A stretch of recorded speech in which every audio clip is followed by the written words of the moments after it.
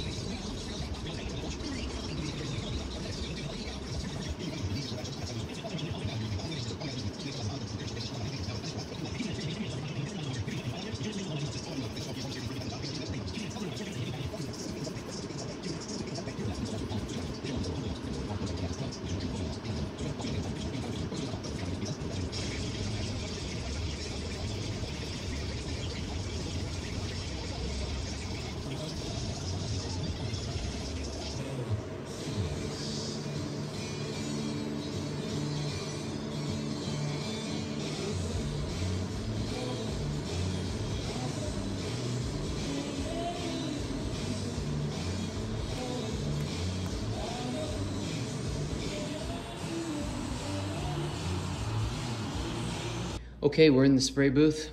We have the walnut table top sanded and ready for clear coat, first coat. We put together a quick steel base in the metal shop, just using some scraps. This will allow us to avoid having to flip this from bottom to top. Both sides can be shot sitting on this steel base. So that's what we're gonna do. So stay tuned for the next clear coat. We're gonna go with a matte finish. Probably 2 coats, maybe 3. We gave this a good air blast earlier, but it still needs to be tacked because it will pick up some residual dust. So we use these blue tack lots. Use them pretty much on everything we finish. Just going along with the grain here.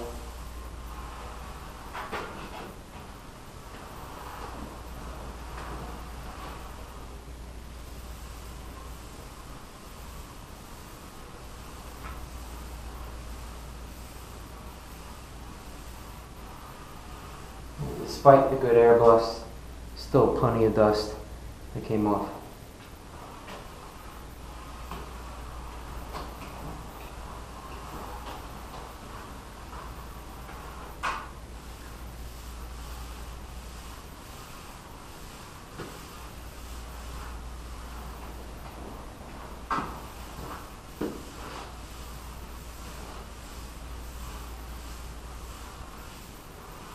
And now we're ready for our first clear coat.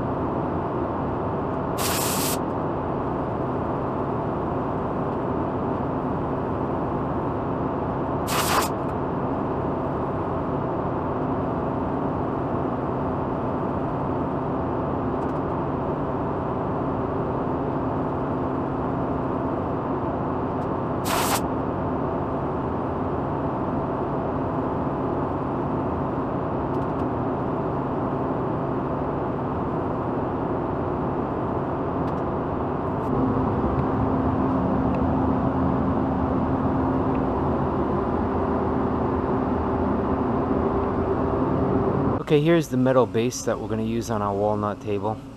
This is something we bought from a maker online. We will put the information in the video for this particular base. But because of the weight of our walnut table, we're going to enlarge these mounting holes so that we could use some 1/4-inch lag bolts.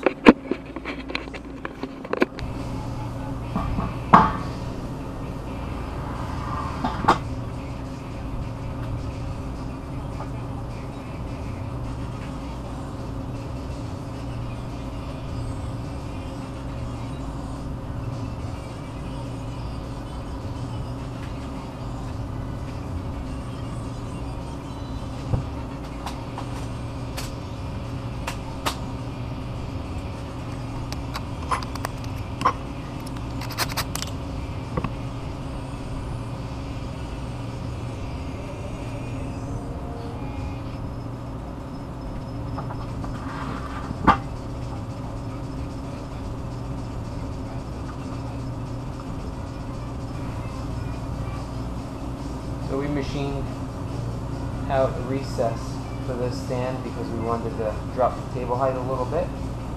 We oversized it so it gave us some wiggle room. So right now I'm just centering it into space, and then we will drill for the 1/4-inch lag bolts with a 3/16 pilot bolt. So we recessed the top of the table base into the bottom of the walnut a little bit because we wanted to drop the overall height of the table down based on our overall thickness of about 1.5 inches. So with that recess, we oversized it a little bit so the base had some wiggle room and we could adjust it. We'll drill 8 holes with a 3/16 pilot hole for our 1/4-inch lag bolts. Thank you for watching part 3 of the 48-inch round walnut table. If you enjoyed this video, please hit the subscribe button and stay tuned for more videos to come.